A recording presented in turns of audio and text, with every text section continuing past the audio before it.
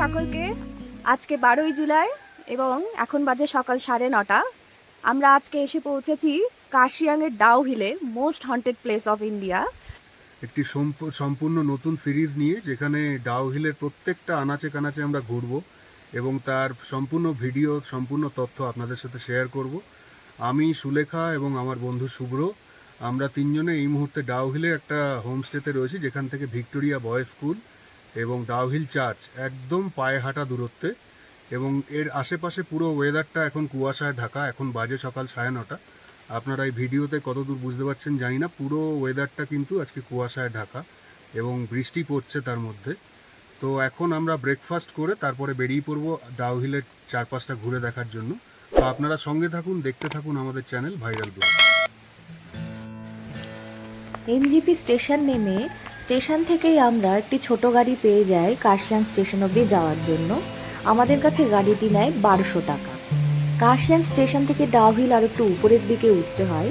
এইখানে যাওয়ার জন্য আমাদের হোমস্টের দাদাই গাড়ি পাঠিয়ে দিয়েছিলেন এবং তিনি 300 টাকা নিয়েছিলেন এই উপর অবধি পৌঁছে দেওয়ার জন্য। হোমস্টেটির নাম স্কুইরেল হোমস্টে। হোমস্টেতে ওঠার সময় দেখি যে দাদা নিজের শখে এখানে মুরগি পালন করেন। তাছাড়া ওনার কাছে একটি খুব সুন্দর কুকুরও আছে। এই বাড়িটি ওনার পৈতৃক বাড়ি এবং নিচে বাড়িটির ঠিক নিচেই উনি 2টো রুম করেছেন এবং সেই রুমটি হোমস্টে হিসেবে ভাড়া দেন।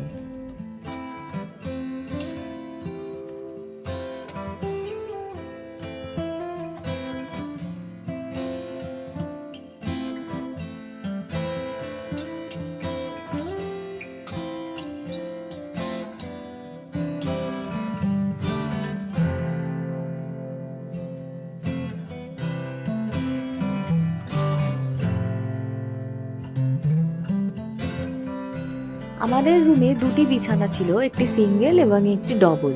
আমাদের 3 জনের জন্য যেটি ছিল যথেষ্ট। বাথরুমে ছিল সমস্ত ধরনের সুবিধা, গিজার ছিল, কোমোড ছিল, বেসিন ছিল এবং এখানে আপনি সাবান, শ্যাম্পুও পেয়ে যাবেন আপনাদের ব্যবহারের জন্য।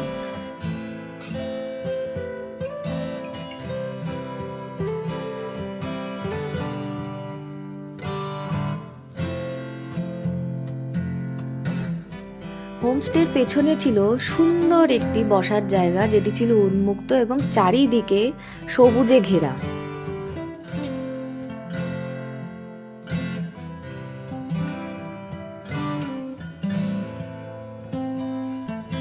যারা পাখির ছবি তুলতে বা প্রকৃতির ছবি তুলতে খুবই পছন্দ করেন, তারা এখানে এসে বসে ঠিক সিজন অনুযায়ী বার্ড ওয়াচিং করতে পারেন এবং নানান ধরনের স্কুইরেল এবং অন্য কিছুও দেখতে পারেন। এখানে এত স্কুইরেল যে দাদা তার জন্য এই হোমস্টের নাম স্কুইরেল হোমস্টে রেখেছেন।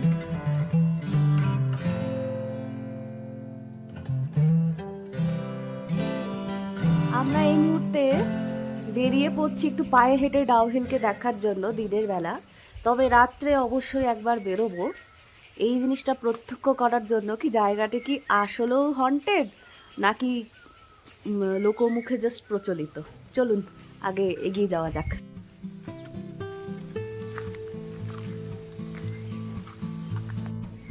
চলুন আপনাদেরকে ডাউ হিল সম্পর্কে কিছু তথ্য দেওয়া যাক। ডাউ হিল নামটি ডাউ পরিবার থেকে উদ্ভূত হয়েছিল বলে মনে করা হয়, যারা এখানকার প্রথম ব্রিটিশ বাসিন্দা বলে স্থানীয় মুখে প্রচলিত। 19 শতকের মাঝামাঝি ব্রিটিশরা ডাউ হিলে একটি স্যানিটোরিয়াম এবং একটি চা বাগান স্থাপন করে, যা এর মৃদু জলবায়ু এবং প্রাকৃতিক সৌন্দর্যের দ্বারা আকৃষ্ট হয়। 1911 সালে ব্রিটিশরা ডাউ হিল গার্লস স্কুল প্রতিষ্ঠা করেছিল, স্থানীয় সম্প্রদায় এবং প্রতিবেশী এলাকার মেয়েদের শিক্ষা প্রদান করবেন বলে।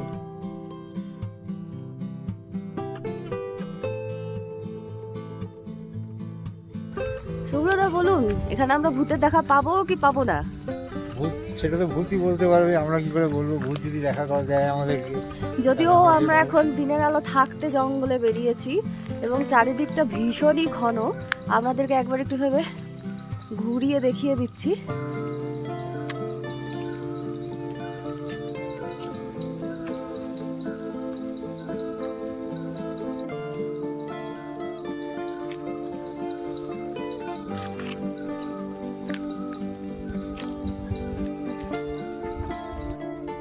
এখানে প্রথমবার এলেন, বলুন আপনার অভিজ্ঞতা কেমন? খুবই ভালো অভিজ্ঞতা, হ্যাঁ তবে শুধু একটু বৃষ্টি হচ্ছে আজকে। হ্যাঁ, কালকে অবধি রোদ ছিল। আমাদের ভাগ্য আজকে এখন বৃষ্টি হচ্ছে। দেখা যাক কালকে আমরা সূর্যোদয় দেখতে পারি কিনা। আকাশ পরিষ্কার তবে হয়ে বৃষ্টির মধ্যেও কিন্তু ডাউহিল আসা কিন্তু খুব রোমাঞ্চকর। বেশ গা ছমছমে ব্যাপার আর কি। হ্যাঁ, রোদ মানে মনে হচ্ছে দিনের বেলাও কেমন একটা অন্ধকার জঙ্গলগুলোর ভেতরে। রাস্তাটাতে একটুখানি আলো পড়েছে, তো দুই পারে যে গাছগুলো আছে, পাইন ফরেস্ট আছে, ওখানে একদম আলো নেই। ফ্রন্ট ক্যামেরায় দেখাও একদম সামনেটা। দেখুন রাস্তাতে মোটামুটি তাও আলো আছে। এই দেখুন জঙ্গল, জঙ্গলের মাঝে যদি এখান থেকে ভেতরের দিকটা তাকান তাহলে খুব একটা আলো যাচ্ছে না। আমরা এই রাস্তা দিয়ে আসলাম এবং এই হলো বাকি জঙ্গলটা। চলুন খুবই আগে। একটা অদ্ভুত সুন্দর পরিবেশ। বেশ গা ছমছমে রোমাঞ্চকর একটা পরিবেশ। আমার মতে আপনারাও এরকম একবার পায়ে হেঁটে ডাউহিলের রাস্তাগুলো দেখে নেবেন, আপনাদেরও ভীষণ ভালো লাগবে।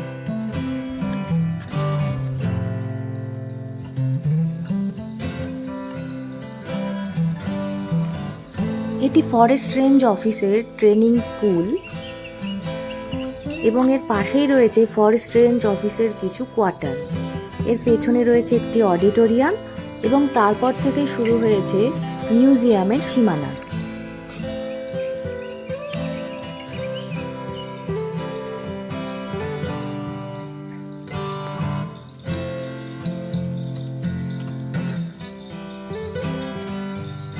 আমরা এখানে বিভিন্ন পুরনো বিল্ডিং বা মিউজিয়ামকে উপভোগ না করে উপভোগ করছিলাম প্রকৃতিকে, এই শান্ত নিরালা রাস্তাটাকে এবং বৃষ্টি ভেজা এই পরিবেশকে।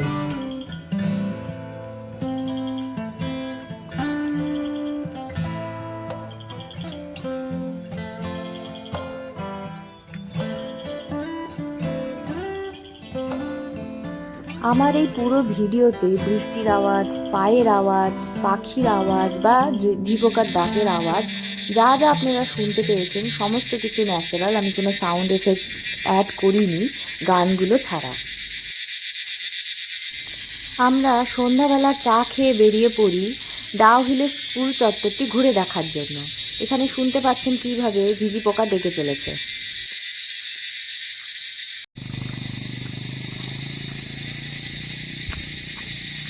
পা স্লিপ করছে, চামড়ার ছুটি তো স্লিপ করছে।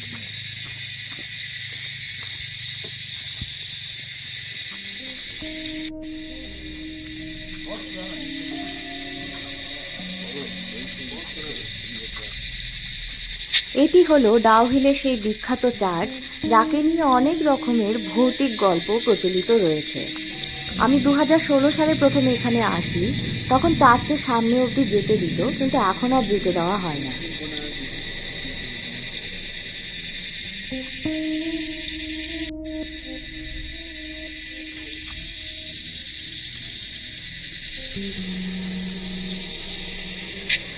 ডাউহিল ভারতের সবচেয়ে ভুতুড়ে জায়গার মধ্যে একটি হিসেবে খ্যাতি রয়েছে। এখানে কিছু হরর গল্প এবং ডাউহিলের সাথে সম্পর্কিত কিংবদন্তিও রয়েছে। একটি স্কুল ছাত্রীর ভূত, স্থানীয় মতেদের দাবি তারা স্কুলের মধ্যে ঘুরে বেড়াতে দেখেছে, যে স্কুলেই নাকি আত্মহত্যা করেছিল। আবার অনেকেই বলেন যে এখানে নাকি একসময় বেশ রহস্যজনকভাবে মৃত্যু হতে শুরু করেছিল মানুষজনের। আবার অনেকেরই মনে করেন যে চা বাগানে তারা অনেক সময় ভূতের দেখা দেখে পেয়েছেন। স্থানীয় মতে বিশ্বাস করে যে পাহাড়টি অভিশপ্ত, যা সেখানে বসবাসকারী এবং ভ্রমণকারীদের জন্য দুর্ভাগ্য এবং ট্র্যাজেডির দিকে পরিচালিত করে।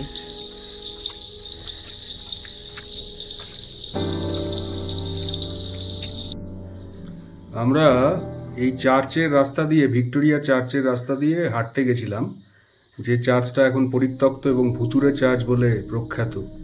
কিন্তু যেটা হাঁটতে গিয়ে হলো সেটা হচ্ছে যে হোমস্টের যে দাদা আমাদেরকে নিয়ে যাচ্ছিল গাইড হিসাবে, সে এবং আমরা তিনজন একসাথেই যাচ্ছিলাম। প্রথমে তো তার হাতে একটা অজানা কোনো পোকা এসে বসলো, যে পোকাকে আমরা চোখেও দেখলাম না, অথচ তার দংশনটা এরকমই ছিল যে সে চিৎকার করে উঠলো। তার হাতে সঙ্গে সঙ্গে ফুলে সেই জায়গাটা লাল হয়ে গেল। তারপর আমাদেরই বন্ধু সুলেখা, সে তার হাতটা দেখতে গেল যখন, তারও হাতের একই জায়গায় একইভাবে সেই পোকাটা বাইট করলো, যাকে আমরা চোখেই দেখলাম। এখানে মুখটা দেখুন কত বড় হয়ে গেছে আর জায়গাটা ফুলেও গেছে। হোমস্টের যে দিদি, উনি জংলি মৌমাছির মধু লাগিয়ে দিয়েছেন।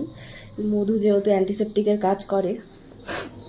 তো আপনারা দেখতে পাচ্ছেন যে এইরকম ঘটনা কিন্তু সচরাচর দেখা যায় না, যেটা এই ডাউহিল চার্চের পাশেই ঠিক হলো। এবং তারপরে এই হোমস্টের দাদা আমাদেরকে বললেন যে আর যাওয়ার দরকার নেই, চলুন আমরা হোমস্টেতে ফিরে যাই।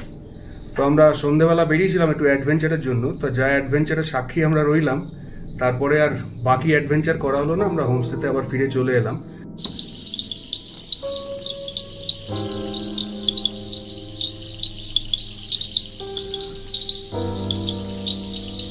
রাতের ঘন অন্ধকারে এবং ঝিঝি পোকার ডাকের মাঝে আমরা তিনজন বসে পড়ি এই উন্মুক্ত বসার জায়গাটিতে এবং আমরা এনজয় করতে থাকি আমাদের বারবিকিউ চিকেন।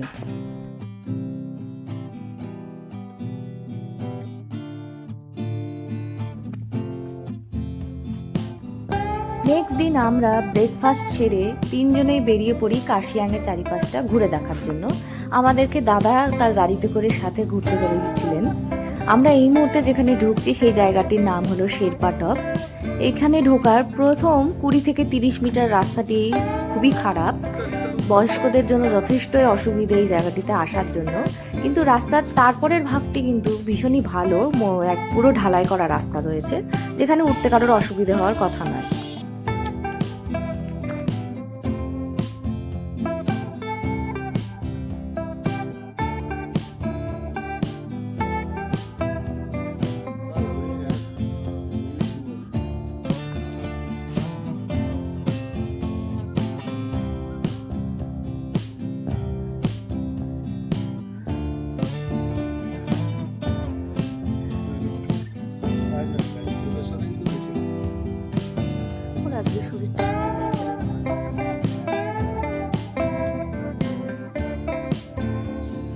এই জায়গাটি আমার ভীষণ ভালো লেগেছে।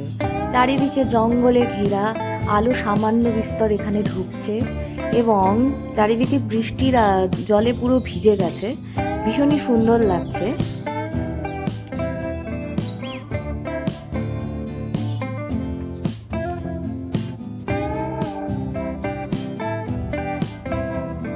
এখন আমরা দাঁড়িয়ে আছি শেরপা টপে, যেটা হয়তো আমাদের আগেও অনেকে এসছেন, যারা ভিডিও করে হয়তো ইউটিউব চ্যানেলে আপলোড করেছেন বা ইনস্টাগ্রামে দিয়েছেন। তারা এই জায়গাটাকে বলেছিলেন যে এটা বোধহয় হিভেন ভ্যালি। তো আমাদের হোমস্টের যে দাদা, উনি বললেন যে এটা হিভেন ভ্যালি না। তো আপনারা যখন ভিডিও করবেন এটাকে কারেকশন করে দেবেন যে এটাকে শেরপা টপ বলা হয়, হিভেন ভ্যালি না। তো এটা বেসিক্যালি একটু ট্রেক করে উঠতে হয় উপরে। নিচ থেকে একটা রাস্তা আছে, যে রাস্তাটা আপনারা এই ভিডিওতে অলরেডি দেখেছেন।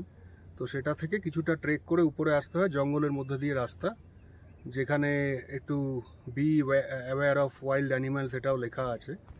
তো সেইগুলো আপনারা ভিডিওতে অলরেডি হয়তো বোর্ডে দেখে থাকবেন। তো এখন আমরা দাঁড়িয়ে আছি একদম হিল টপে। এর উপরে আর যাওয়া যাচ্ছে না, কারণ বাকি রাস্তাটা পুরো জঙ্গলে ঢেকে গেছে। তো এখন এমনিতেই বৃষ্টি পড়ছে, বর্ষাকাল, তার মধ্যে ওই জঙ্গলের মধ্যে দিয়ে যাওয়াটা হয়তো আমাদের উচিত হবে না। এরপর আমরা চলে আসি এই হনুমান মন্দিরটির এখানে, যার চারপাশে রয়েছে শুধুই চায়ের বাগান। এই মূর্তিটির সামনে আই লাভ কার্শিয়াং বলে লেখা জায়গাটিতে লোকের বেশ ভিড়, সবাই ব্যস্ত ছবি তুলতে, এবং আমরা এখানে ব্যস্ত ছিলাম চারপাশের ভিউকে এনজয় করার জন্য। মেঘে কিভাবে পাহাড় যেন ঢেকে গিয়েছিল, দূরের পাহাড়গুলো আর দেখাই যাচ্ছিল না এই মেঘ রাশিগুলোর জন্য।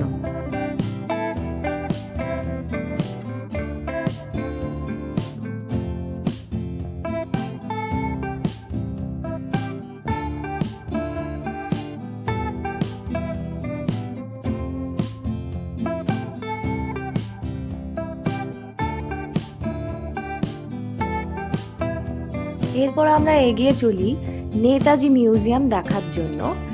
কিন্তু আমাদের সেদিন দুর্ভাগ্য ছিল, কারণ কি মিউজিয়াম বন্ধ থাকায় আমরা আর ভেতরে যেতে পারিনি, এবং নেতাজি নিয়ে ভেতরে যা স্মৃতি রোমাঞ্চ করে রাখা হয়েছে সেগুলো আমাদের দেখার সৌভাগ্য হয়নি।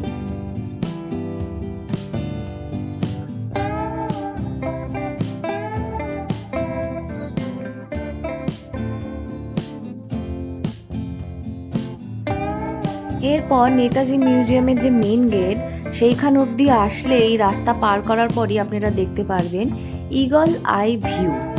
এইখান থেকে কার্শিয়াংয়ে 360 ভিউ পাওয়া যায়।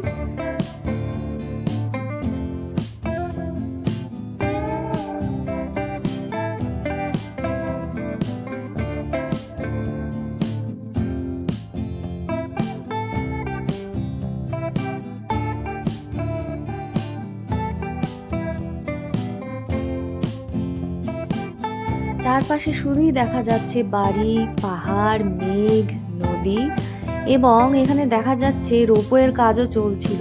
সেটা স্থগিত রাখা হয়েছে না কন্টিনিউ এখনো আছে সেটা আমার জানা নেই।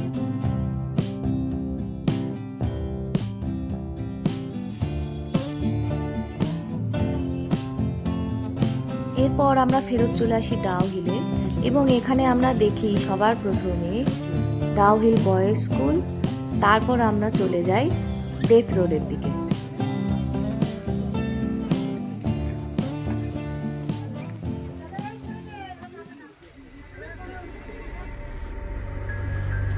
ডেথ রোডে ঢোকার জন্য 20 টাকা করে টিকিট কাটতে হয়েছে। তবে এর আগে আমি যখন গেছি তখন কিন্তু টিকিট কাটতে হয়েছিল না, অথবা এখানে যে পার্ক মতন করে রাখা হয়েছে সেটিও ছিল না।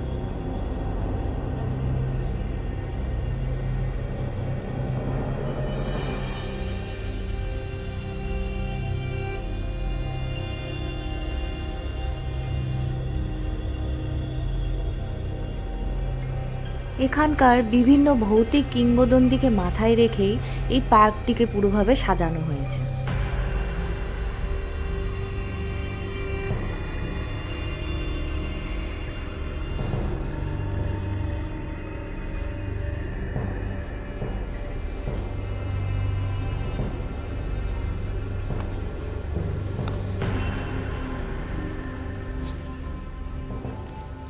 এরপর আমরা হোমস্টেতে ফেরত আসি এবং রাত্রেবেলা বসে দূরের কার্শিয়াং শহর দেখতে দেখতে আমরা আমাদের খাওয়া এনজয় করতে শুরু করি। ডাইরেক্ট গাড়িও চলে যায়।